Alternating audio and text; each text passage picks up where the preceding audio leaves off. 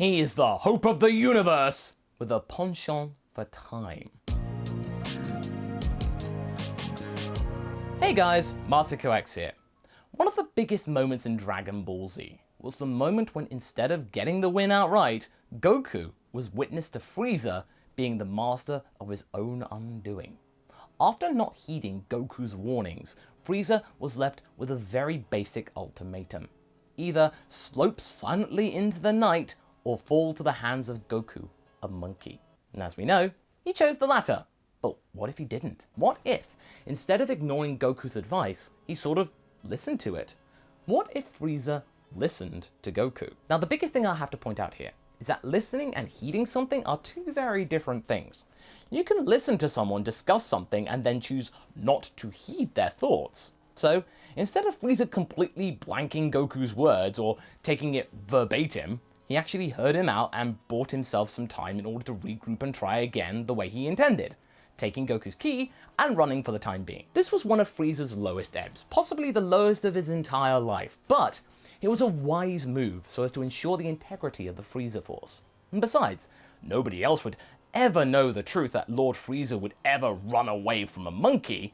He could live on to spin his own yarn and make it look that he is really awesome still. Another thing that I mentioned in the last couple of parts is that this is not a story of how Frieza would become a good guy. Not at all. Frieza is one of those people who is the least likely to ever turn into a fully good person. Yeah, the turning good medium? It's not gonna work. However, he is not wholly evil. That is the mark of a complete character. He has redeeming qualities like a strong wit and polite nature, albeit tinged with a lot of sarcasm, and has the ability to show some semblance of respect to people he deems worthy. In his maturity during the Super Broly movie, he's even more willing to listen to his subjects and not act as rashly as he once did back in the days of him coming to power, like we saw at the beginning of the Broly movie. Frieza's nature is something truly worth looking into, and this is what we are doing here, when he is faced with his greatest quandary. In the last part, Goku and Frieza bumped into each other in the bigness of space, as voted for by you. Thanks for that. With the Saiyan making use of his new borrowed technique of instant transmission to get a read on Mecha Frieza's limitations, or so he had thought. Unfortunately, Goku didn't witness the power difference that there was between Frieza's final form and his new fifth form. Something which he got a full sampling of when the tyrant arrived on Earth and proceeded to deck his schnozzing kind. This, however, was the time for future Trunks to make his debut in an impressive manner with a sword in the leg of the Mecha Frieza fifth form, which may not have heard, but it sure as heck looked cool. The stage is set, and the hero of time now has to think of a new way to smooth things over, because what happened in the original? Yeah, that ain't gonna happen. Frieza and Goku have stopped what they were doing, and are now looking at the sudden appearance of a young boy who has claimed that this thing in Frieza's leg was his. I believe that is mine, Frieza. It is Frieza, right? Frieza is caught napping for a second, and recollects himself to address this punk kid. This little one deserves a reply after such a surprise move, even though it didn't really particularly hurt. I am Lord Frieza, little urchin, and I have to say, not a bad stunt. If I had my original legs, that might have been pretty nasty. I may have, dare I say it, been wide open, but... Frieza yanks off his leg containing the sword, which falls out and clatters to the ground. I anticipated such a schoolyard move. From the depths of the ship, a rocketing sound emanates, and out the open door appears a backup leg. Goku is surprised. He didn't think of that. Sure, robot legs have limits, but... oh yeah, you could make copies. Oh dear. The backup leg reconnects with its host, and Frieza turns back to Trunks. I believe that was mine, urchin. It is urchin, right? Not that it matters, you're all the same to me. Trunks is assured of himself though, because he knows that he can go Super Saiyan, and that Frieza is scared of Super Saiyans, or at least his version of Frieza was. Trunks then proceeds to power up to Super Saiyan, which ends up surprising Goku more than it would Frieza. Whoa, you're a Super Saiyan too? I had no idea there were more. Yeah, well I hope to show you in less pressing circumstances, Goku, but it's what it's. Trunks expects a reaction from Frieza, but barely gets so much as a head tilt. There's more than one of those golden monkeys. Now I get to knock that power out of you both in stereo. Frieza immediately rushes Goku and Trunks, who barely register the move and get pummeled and hurled into a nearby rock face. Trunks didn't expect to actually have to defend himself. He thought Frieza was weaker than him. He'd come from a time where Frieza wasn't supposed to be as strong. What's going on here? Oh, Trunks. Multiverse theory and all that. Yeah, I kinda let him go free. You what? Frieza bows as he walks up to the two winded Saiyans. It is true. Son Goku was the one who gave me a second chance. I took that chance and ran with it. I realized that I wasn't perfect. Something that I wasn't willing to admit at the time, but as you might say, it's what is. He curls his mouth into a twisted smirk. Frieza is loving this feeling of power and is getting seriously high off this rush. I never thought that I would take orders from a monkey, but by doing so, it opened my eyes to the potential that I was capable of. I guess there was one thing I could learn from you Saiyans after all, but you have now fulfilled your purpose, Son Goku. It's time for you to join your fellow chimps once and for all. Goku and Trunks aren't badly hurt, but this wasn't something that they had planned to face. So the battle continues for a while, with Goku hoping that Frieza would start to lose stamina like he did on Namek and weaken over time. But one of the things that Frieza was keen to master during his training was his stamina and capability of maintaining the fifth form for as long as possible, which he was doing quite masterfully. Trunks is holding back some of his power and is waiting to grab his sword, again because he loves his sword, and possibly Frieza's discarded leg. He has an idea. He pretends to fly far away from Frieza by, "Oh no, I'm hit!" You know, that kind of thing, and the focus then being put back on Goku, who can barely keep up on his own and is beginning to tire out himself. When Frieza has Goku in a tight grip, like he did on Namek, he is not holding back. Goku can feel himself being crushed, but he is given a reprieve when Frieza gets slammed from both directions on his head. Once from the broadside of Trunks' sword, and once from his own spare leg, which is then shattered into hundreds of pieces of carbon fiber and metal. It goes everywhere, and the pieces, some of them, get into his eyes, and he is blinded temporarily, which then allows Trunks to get the sneak attack in and start to turn the heat up, with Goku soon coming in with the assist. Frieza's stamina may have improved, but his hubris? Yeah, that still needs a lot of work. By the time Frieza has regained his vision, Trunks is on him and pulls off the same slicey-dicey routine that he does in the original, except he doesn't make as clean of a move.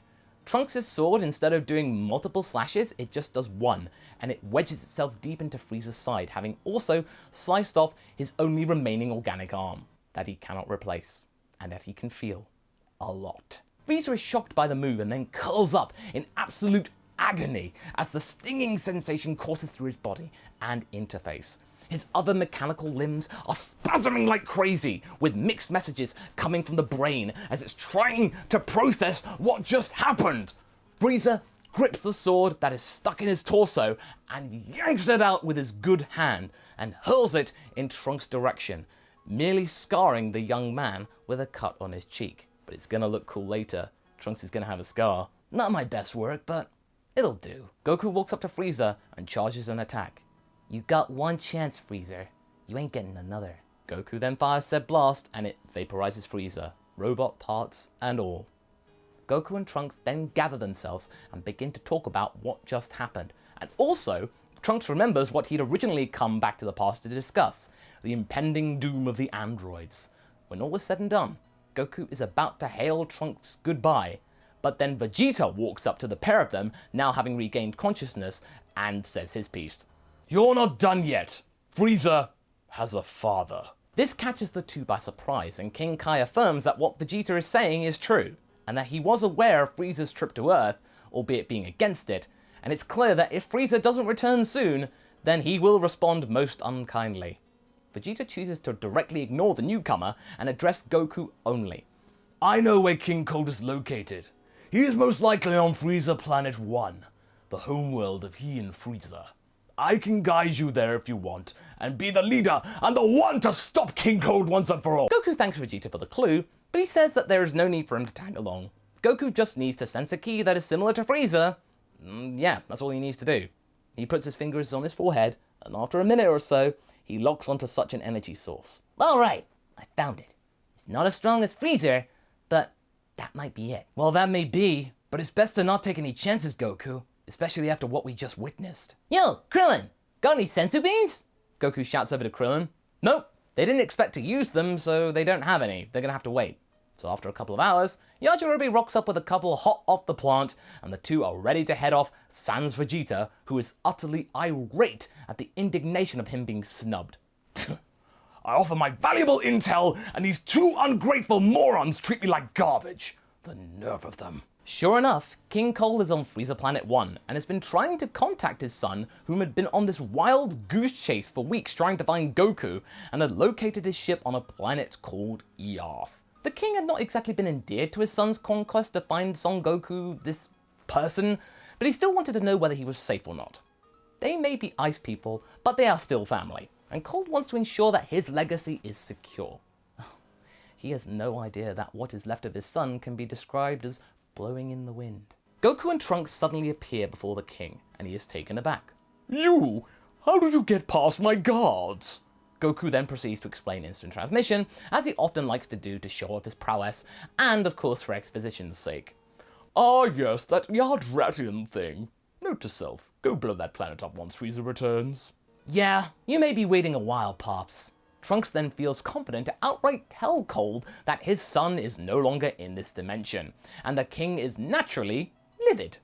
These two Saiyan monkeys ended his son, and then they've come to do the same to him. Well, not today, Saiyans. Not today.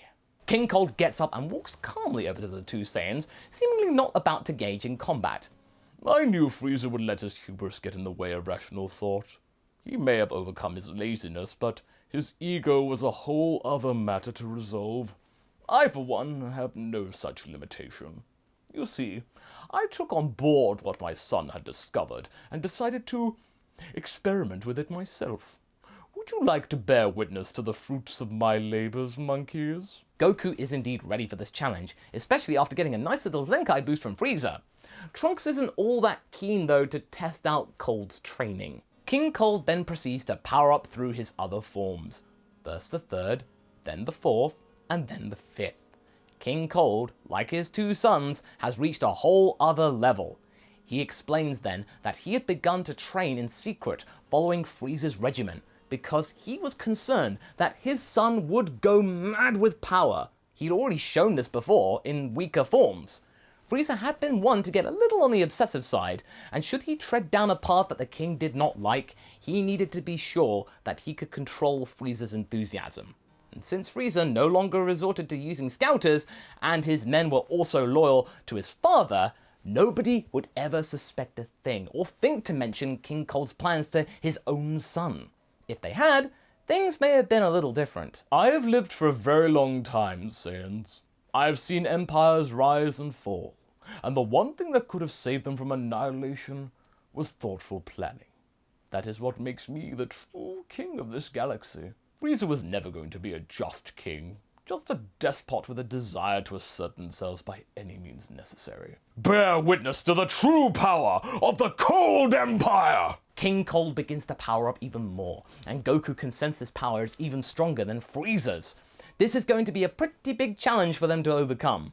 And Trunks almost wishes that he could just go back to the future right about now and not have to face this monstrosity, but that is what he's gonna have to do. King Cold's fighting style is a lot like Frieza's in that it's less elegant and more burly brawling, but this power is packing a bigger punch than the smaller son. Goku and Trunks are like little flies trying to combat against a 10-foot behemoth.